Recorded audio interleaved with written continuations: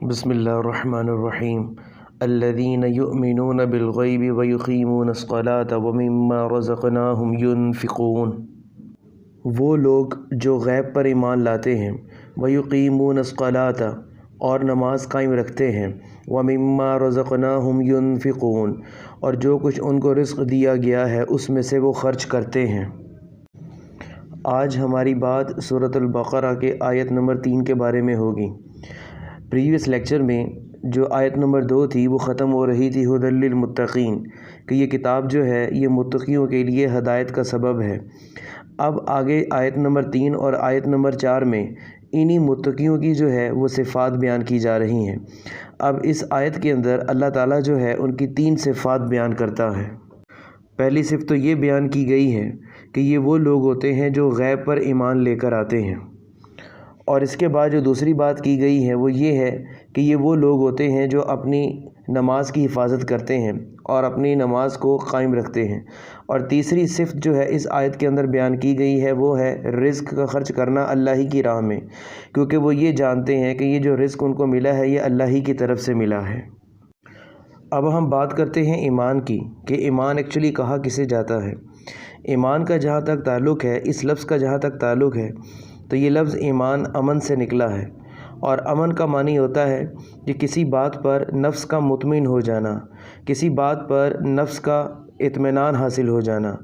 اور اس کے علاوہ دل میں کسی قسم کا کوئی بھی شک ہو، کوئی بھی خوف ہو، اس شک اور اس خوف کا اس چیز کے بارے میں ختم ہو جانا۔ اور ڈیفینیٹلی جب یہ 2 چیزیں حاصل ہو جائیں، یعنی کہ ایک طرف نفس جو ہے وہ آپ کی مطمئن ہو جائے اور دوسری طرف ہر طرح کا شک اور خوف ختم ہو جائے، تو آٹومیٹیکلی جو ہیومن مائنڈ اینڈ سول ہے وہ امن میں آ جاتی ہے، اور اس کو ایک پیس اور ایک اطمینان جو ہے وہ حاصل ہو جاتا ہے۔ اگر ہم کامل ایمان کی بات کرتے ہیں تو کامل ایمان جو ہے وہ 3 حصوں پر مشتمل ہے۔ پہلا جو ہے وہ ہے اقرار باللسان، یعنی کہ زبان سے اقرار کر لینا کہ اللہ تعالیٰ ایک ہے، اور آپ صلی اللہ علیہ وآلہ وسلم جو ہے وہ آخری نبی ہیں، اور یہ جو کتاب اتاری گئی ہے وہ آپ صلی اللہ علیہ وآلہ وسلم پر اتاری گئی ہے۔ پھر اس کے بعد اور بھی کافی چیزیں آتی ہیں اقرار باللسان میں، اس کی تفصیل آگے آ جائے گی۔ تو دوسری جو چیز جس پر ایمان مشتمل ہے وہ ہے تصدیق بالقلب، یعنی کہ اقرار کے بعد، زبان سے اقرار کرنے کے بعد اس چیز کی تصدیق اور اس چیز کی کنفرمیشن جو ہے وہ ہیومن ہارٹ اینڈ سول میں ہونی چاہیے، کہ انسان کا دل جو ہے یا انسان کی نفس جو ہے وہ اس اقرار کی طرف جھکی ہو۔ اور تیسری جو چیز آتی ہے جس پر ایمان مشتمل ہے وہ ہے عمل بالارکان، یعنی کہ جو بھی اللہ تعالیٰ نے احکامات اتارے ہیں، جو بھی عبادات کے طریقے اتارے ہیں، ان کو تمام پورے ارکان کے ساتھ ادا کرنا۔ یہ 3 چیزیں جو ہیں وہ انسان کے ایمان کو مکمل کر دیتی ہیں۔ امام شافعی نے بھی اس کے بارے میں بہت ہی خوبصورت بات کی ہے۔ ان کا کہنا ہے کہ ایمان جو ہے وہ اقرار،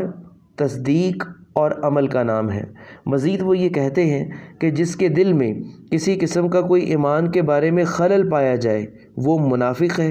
اور ایسا شخص جس کی زبان میں، جس کے اقرار میں ایمان کے بارے میں کوئی خلل پایا جائے وہ کافر ہے، اور جس کے عمل میں ایمان کے حوالے سے کوئی خلل پایا جائے، کوئی کمی پائی جائے تو وہ فاسق ہے۔ ایک دفعہ حضرت جبرائیل علیہ السلام آپ صلی اللہ علیہ وآلہ وسلم کے پاس آئے۔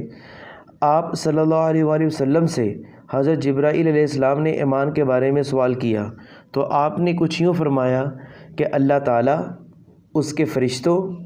اس کے صحیفوں، اس کے رسولوں، قیامت اور ہر اچھی اور بری چیز کی تقدیر کو ماننا، یہ ایمان ہے۔ یعنی کہ ہر اچھی اور بری تقدیر جو ہے وہ اللہ ہی کی طرف سے ہے۔